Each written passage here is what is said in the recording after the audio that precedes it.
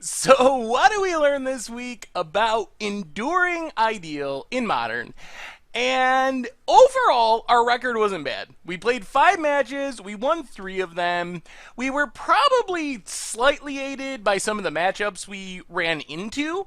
The Gilderbairn Planeswalker deck was really sweet, but definitely not tier by any means.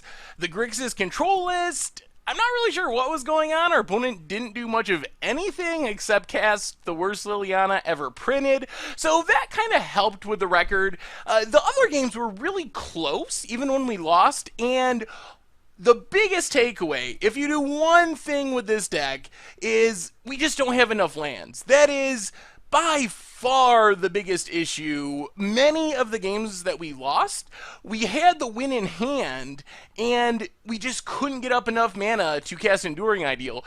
It is very, very difficult to resolve an Enduring Ideal and lose. It's theoretically possible, but it doesn't happen that much in practice. So that's kind of the entire goal of the deck. On the other hand, it is very hard for us to win without resolving an Enduring Ideal. So the fact that we only have 22 lands means that we can't cast our game-winning card as consistently as we'd like to. So that is easily the biggest thing for the deck. I think I'm going to write an entire article at some point, or do an entire video that's titled, "When you build a deck, after you think you're finished, cut your worst card and add one more land," because this is a reoccurring theme that comes up a lot with the decks we play from Instant Deck Techs on Much Abrew, other lists I get sent from people. There's this natural human tendency, or Magic player tendency, to want to play sweet things. Lands aren't very cool. Lands don't really do anything. They're kind of this necessary evil. Yes, you need them because you got to cast your other stuff, but you don't like drawing lands most of the time. You want to draw sweet, powerful spells, so it's really easy to skimp on lands and kind of hope for the best. Cross your fingers, hope things work out.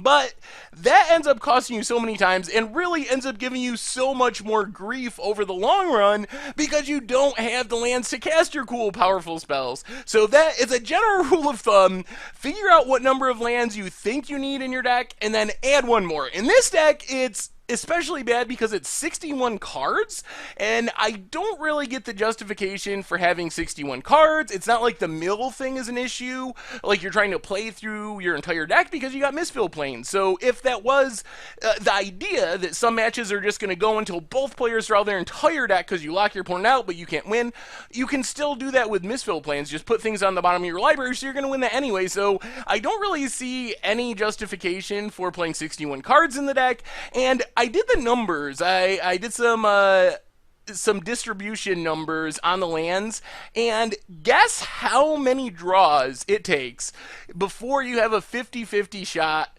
of hitting 7 lands, which is the number you need to resolve an Enduring Ideal. You probably won't believe this, but in this deck, 18 is the 50-50 shot of getting the necessary number of lands for Enduring Ideal. Of course, that is kind of deceptive because 4 of those lands are Nykthos, and that's kind of the hope of the deck, is that you'll be able to play some enchantments. Leyline of Sanctity especially is awesome for this because it's free, and then draw Nykthos, have Nykthos tap for 5 mana, 7 mana, and use that to cast your Enduring Ideal, even if you don't have 7 lands on the battlefield. But then you're relying very heavily on drawing Nykthos. You're hoping your opponent is on Blood Moon or Ghost Quarter or any of that kind of stuff, Fulminator Mage, because that really ruins your plans. And even the Nykthos plan we saw in some matches can be fragile. Like, our opponent knows what's going on by the time we get to game 2, maybe some opponents even in game 1, so they just really focus on killing our white mana symbols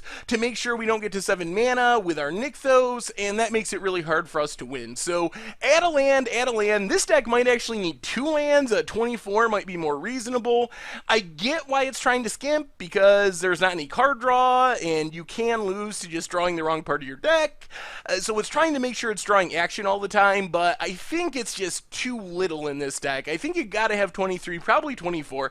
As far as the rest of the deck, Leyline of Sanctity in the main deck is awesome. Ghostly Prison, Sphere of Safety can win matchups all by themselves. Suppression Field is hit or miss, but we want white mana symbols. Kind of the same thing with our Runed Halos. The one card I didn't really like was Heloid Got a Sun.